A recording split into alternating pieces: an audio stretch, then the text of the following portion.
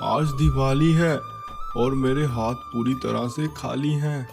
आज कम से कम इतने पैसे मिल जाएं कि मीना बिटिया के लिए जलेबी तो लेकर चला जाऊं। मुरली राम ये सब सोचते हुए उस बड़े से कपड़े की दुकान के पास से गुजर रहा था। आज भी उसकी नज़र उसी फ्रॉक पर थी। तभी वो दुकान से किसी को बाहर निकलते देखता है। उसे देखकर वो डर गया, लेकिन सेठ ने उसको नहीं देखा। वो बाहर निकलकर अपनी कार में बैठकर चला गया। वो इतनी जल्दी में था कि उसके हाथ से काले रंग का बैग जमीन पर गिर गया। मुरली राम ने इधर उधर देखा और उस बैग को उठाकर खोला। उसमें बहुत सारे पैसे भरे हुए थे। अरे बाप रे, इतने सारे पैसे! इन पैसों से तो मेरी सारी समस्या दूर हो जाएगी। मीना के लिए एक फ्रॉक तो क्या, कई सारे कपड़े ले सकता हूँ, ढेर सारी जलेबी और मिठाइयाँ भी।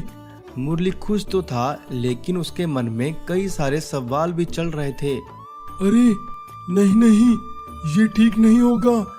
ये पैसे मेरे नहीं हैं, ये तो उस सेठ के हैं। पता नहीं किस काम के लिए उन्होंने ये पैसे रखे होंगे। नहीं नहीं, मैं बिल्कुल भी इन पैसों को हाथ नहीं लगाऊंगा। मैं ये बैग उस सेठ को वापस कर दूंगा।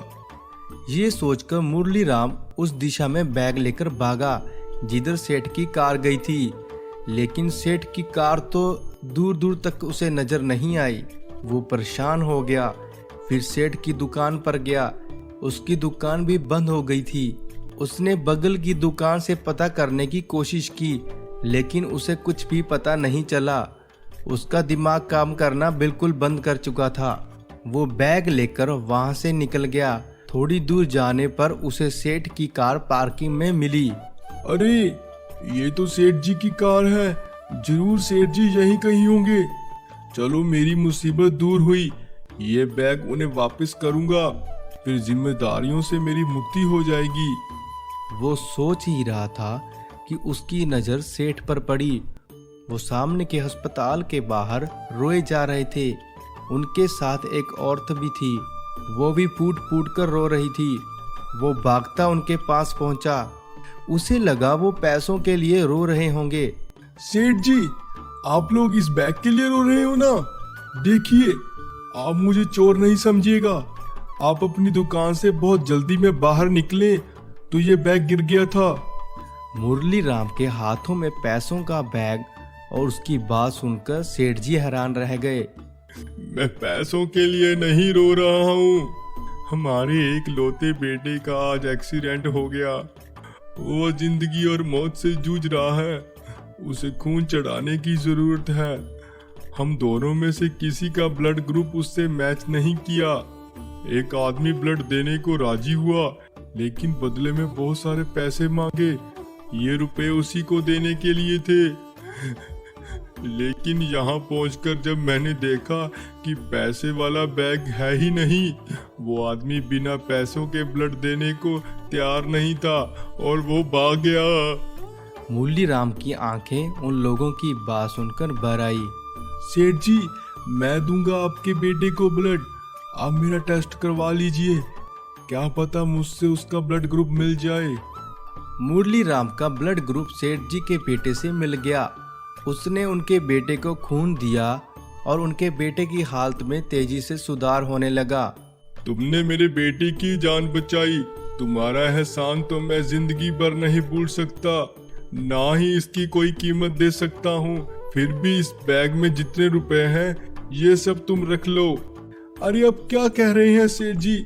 जान बचाने वाला तो ऊपर वाला है, मैं नहीं। मुझे ये पैसे नहीं चाहिए। अगर मैंने आपसे ये पैसे लिए, मैं ऊपर वाले को क्या मुंह दिखाऊंगा सेठ जी? नहीं, मैं ये पैसे नहीं लूंगा।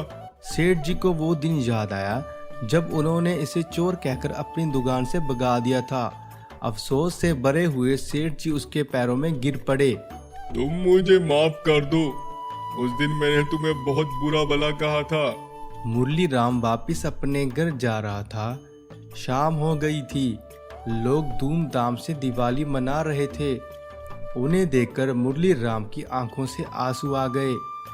जब मुरली राम घर आया, वो देखकर हैरान हो गया। उसका पूरा घर दीपों से भरा हुआ था। रंग बिरंगी लाइटें जल रही थी और उसकी बेटी गीता ने वही फ्रॉक पहन रखी थी जो उसने सेठ की दुकान पर देखी थी।